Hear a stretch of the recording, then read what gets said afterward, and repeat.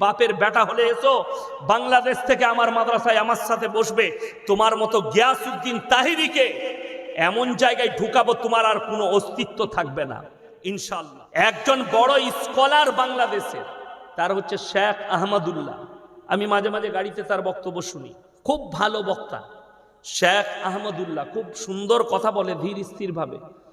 তো তিনি একটা প্রোগ্রামে বলেছেন আল্লাহর হাবিব সাল্লাল্লাহু আলাইহি সাল্লামকে আল্লাহ তাআলা 40 বছর বয়সে নবুয়ত দান করেছে। কত বললাম? 40 বছর। যারা মনে করেন আমি ফিতনাবাজ, আমি ফিতনাবাজ নই, আমি ফিতনা করি না। আপনি দেখুন একটা পাগলা চণ্ডী আছে বাংলাদেশে, তার নাম হচ্ছে গিয়াসউদ্দিন তাহারি। কখন যে ড্যান্স করে, কখন যে কেক কাটে, কখন যে নাচ করে, ও হারামখোর নিজেই জানে না। সে কদিন থেকে দেখছি গালি দিচ্ছে। কি বলছে? আল্লাহর নবী জন্ম থেকে নবী,